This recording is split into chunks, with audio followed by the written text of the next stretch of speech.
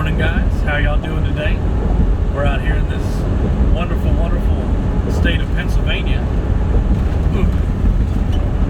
Fun fact of the day: Pennsylvania hasn't fixed these roads since 1776, because I've been bouncing all over them today.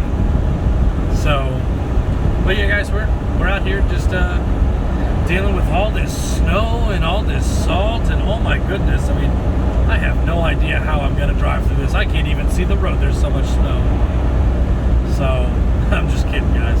It's actually, I mean, I haven't seen snow. I've seen some piles of old snow where they plowed it and they piled it all up, and you know, that was that. But I mean, those piles have been there for a couple of weeks now, since that last video that I sent you guys. I think that was the last big snowstorm that Pennsylvania had. Maybe one more after that, but that was a couple of weeks ago, easily. I mean, the video was from before Christmas, so I know they still have some snow from before Christmas. But I mean, as you can see, I mean, it's 40 degrees outside right now, and I mean, it's really just not too bad. It's a pretty good day, honestly. Beautiful sunrise. So those of you guys that are not morning people, welcome to the morning channel. Because I don't know. I mean, I want to say that there are pros and cons to running at night, and there's pros and cons to running early in the morning, and there's pros and cons to running late in the day. A pro for running at night is less people, less traffic, less police. A con is you can't see the cops that are out there. And a lot of drunk drivers, especially on the weekends. I mean, you know, especially going through some towns and stuff. I mean, late at night, late Saturday night, Friday night. I mean, there's people coming out of those bars, and they're, you know, they're pretty hammered. And unfortunately, there are some people out there that drink and drive, and they're trying to get home, and it cause an incident, and could hurt somebody, or could hurt you, or hurt your asset. So, you know, pros and cons to each. You know, starting early in the morning, you kind of get into a routine. I like getting up early in the morning, because especially if I'm going to go through a city, I don't like dealing with all that, you know, morning traffic. There's some traffic in the morning, but nothing that's detrimental to my day. But I mean, it could be worse. And I want to say probably a con is that you have to wake up early. I mean, sometimes there are some days that I just get so cozy inside my bunk, and I don't want to move. And Billy, you know, he's lazy as is. He doesn't want me to move because he's comfortable. So things like that, guys. I mean, you know, the pros and cons. And then probably a pro for starting later in the day is if you can start late enough, you can probably miss all that morning traffic. But a con is you're going to probably get to a truck stop, and it's probably going to be full, or darn close to getting full. So you kind of get left with the scrap spots, which there's nothing wrong with them. I mean, a spot's a spot. But I mean, it's all about, you know, trying to get out of the way of the guy that's trying to leave before you, because there's a lot of guys that leave early in the morning, and they don't want to sit there and go knock on your door and bother you, because they've got better things to do also. And it could be worse, you know. But yeah, guys, it's a beautiful day, beautiful morning, and we're out here just roughing it. Got to see another dog at a truck stop, and Billy was having a ball. I mean, we were playing for hours yesterday, just trying to wear him out, wear out that puppy. So, but I think they had fun. Billy got to meet a friend. Unfortunately, I didn't get any pictures because me and the other driver were just talking. You know, things got away from us. So, if you're out there, Austin, and you're watching this, I appreciate you, man. And I love that little puppy that you got. So, but yeah, guys, I did want to talk about the last video, how I blew my air horn and I called that driver a bonehead. Wesley, if you watch this, if you watch this video, I'm calling you out, brother. Wesley was in there. He checked me and was like, I watched the footage back and forth, and I didn't see, you had a projected lane. And he was right. I didn't. But it could have been worse. But yeah, guys. So it was just kind of one of those mornings that I was ready to go, and I saw the green light, and I thought I had the right of way, and unfortunately I didn't. So things like that happen, though. Yeah, this is one of those weird construction zones that the right lane is not big enough for a truck. I mean, I don't know if the camera can show how. I mean, it's really not that big at all. But this lane, the left lane, is big enough for trucks. But then you look like a jerk because you're taking the left lane.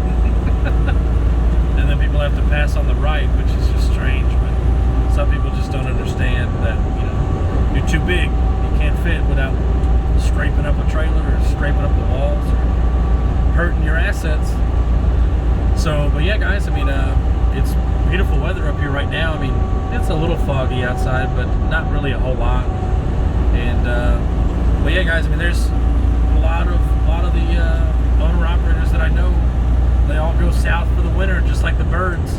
They try and avoid the snow and the salt as much as they can, but it's really not bad up here, honestly.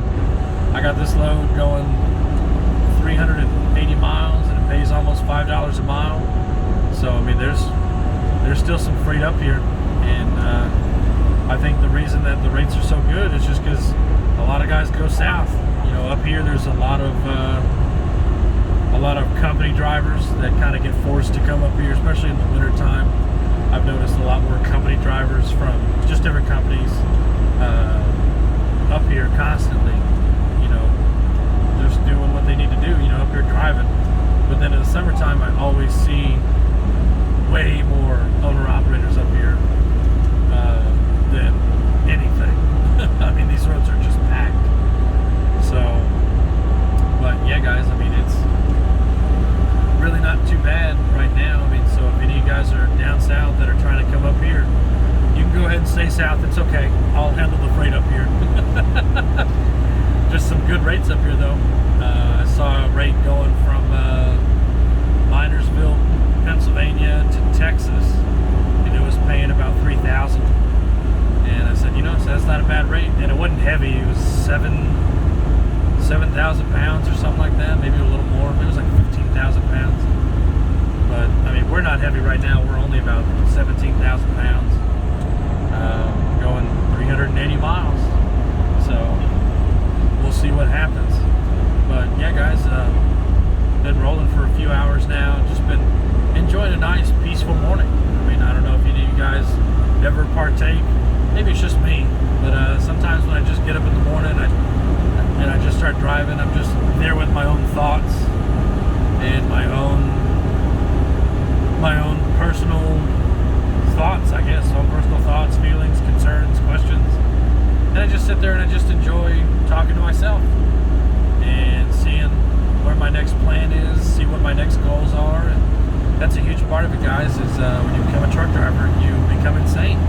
You start just gibbering to yourself. So, but no, guys, I like setting goals for myself, and I like when little surprises, kind of keep me on my toes, whether it's good or bad. Either way, it can help you grow as a person, and that's a huge part of, being someone, in my opinion, is you should always constantly be trying to improve yourself, whether it's with your education, whether it's your physical appearance, whether you're trying to lose weight, whether you're trying to gain muscle, whether you're too skinny and you're trying to gain a little mass, or you're trying to learn another language. I mean, there's so many different ways to improve yourself. And I think once you become stagnant, I think that's when you start losing yourself.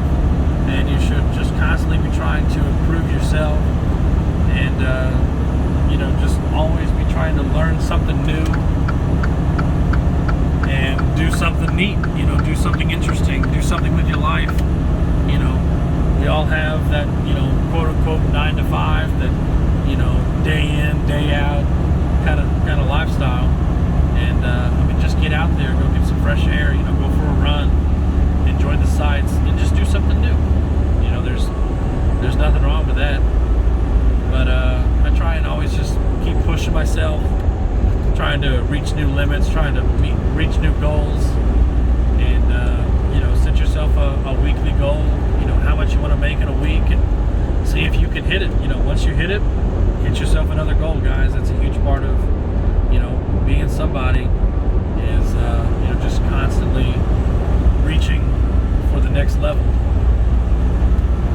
But yeah, guys, that's pretty much it. Nothing, like I said, nothing really going on today. We're just having a nice, easy cruise kind of day, and we'll see where it takes us, and we'll see what we need to do to get it done, and we'll enjoy everything that we get along the way, all the people we meet, all the things we do, all the things we can do, and yeah, guys, just keep on pushing. Leave me a comment, you know, guys. Leave me a comment. Let me know what you guys want to hear, what you guys want to talk about. There's, I mean, there's so many different facets to truck driving, that there are some guys that are company drivers, and I kind of want to make, maybe I should make the next video about company drivers, and you know, what it takes to be an owner-operator, what it takes to switch. I know there are some guys that are out there that are company drivers that will never switch. They'll be a company driver until the day they die, or until they retire anyway. I mean, I'm not trying to be morbid or anything like that, but, you know, until they retire. And there's some companies that are worth it. There's some companies that, especially if you've put in your time, if you've put in, you know, 10 years, 15 years, 20 years, you're not getting paid what the rookies are getting paid. So you're getting paid a pretty solid amount, and I wouldn't see why you would want to switch to an owner-operator unless you just, you know, got tired of your boss or something like that. But there's, you know, some of these guys out here that are not necessarily just starting, but guys that are, you know, been company drivers for a couple of years, maybe, you know, 5 years, and they want to get their own truck and be their own boss. And, you know, we'll talk to those guys and see what we can do to help them out, because there's so many different ways to go about it, but there's a lot of different things you need to think about before you do it. And I guess we'll go ahead and make that the next video. But yeah, guys, I mean, leave me a comment, leave me a comment what you guys want, what you guys want to hear about. I mean, I'm trying to let you guys see the outside of the, you know, outside the windshield, so you guys can enjoy the scenery. I mean, it's really not bad scenery right now. I know it's not Montana, unfortunately, but there are some pretty nice hills. And I wish there was some snow on the ground, just because I enjoy the snow. It's it makes everything look real pretty. So, but yeah, guys, we're out here, we're rolling, and we're doing what we need to do to earn $1, and hopefully we'll get to go home soon and spend some time at the house and do a couple videos at the house. Maybe we'll go to the dog park or something and take the dogs out and let all the little heathens run around. So, but yeah, guys, other than that, really don't have a whole lot to say today. Just been a grateful morning. So we'll talk to you guys next time. And as always, God bless, be safe.